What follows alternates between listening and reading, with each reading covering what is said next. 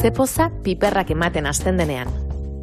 Aditza, zen, hasi, jarraitu, bukatu.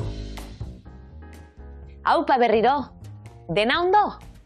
Gaur prozesu bat azalduko duzu hasieratik amaieraraino.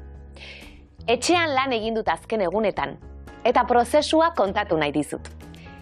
Igandean, baratzea prestatzen hasi nintzen etxeko terrazan.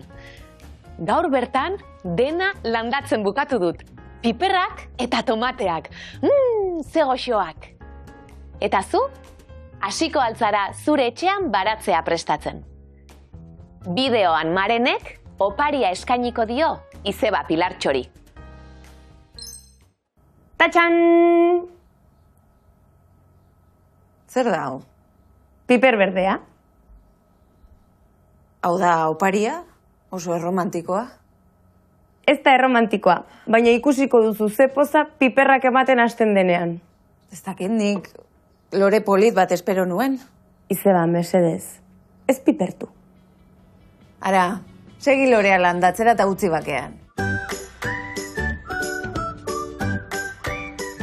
Prozesu baten urratsak kontatzeko, aditz nagusiari ten edo zen gehitzen diogu.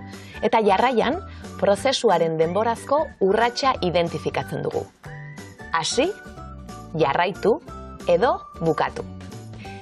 Gaur zer egin dudan kontatu nahi dizut. Gaur goizean, ganbara ordenatzen hasi naiz. Izena, ganbara. Aditza, zen formarekin, ordena, zen. Eta amaitzeko, prozesuaren une adierazten duen aditza. Hasi. Bazkalostean, traste zaharrak txukuntzen jarraitu dut. Izena, traste zaharrak. Aditza, txukundu, zen formarekin. Eta amaitzeko, prozesuaren unea. Jarraitu. Eta amaitzeko arratsaldean, dena garbitzen bukatu dut.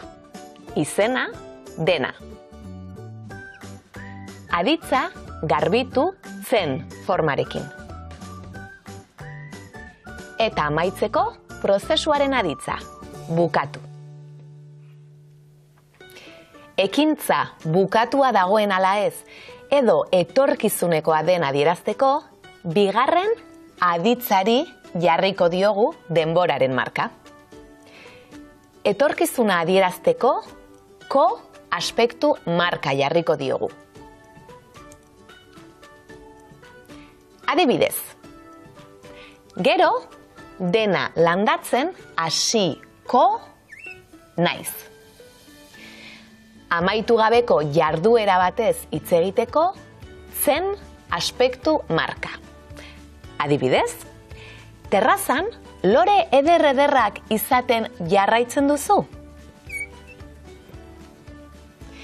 Jarduera amaitu dela adierazteko, tu aspektu marka. Adibidez, baratzea prestatzen bukatu dut. Osatu esaldiak eta kontatu zer lan egin dituzun. Zertan hasi nintzen igandean? Igandean, baratzea prestatzen hasi nintzen. Badakizu zer? Zure terraza gogoko dut. Terrazan lore eder-ederrak izaten jarraitzen duzu? Azkenean amaituta. Zelan bukatu dut gaur? Gaur dena landatzen bukatu dut.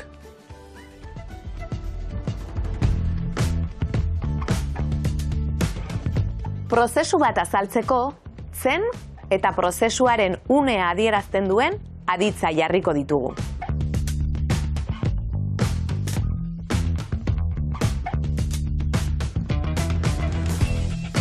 Prozesuaren unearen aspektua, aspektu marken bidez adieraziko dugu.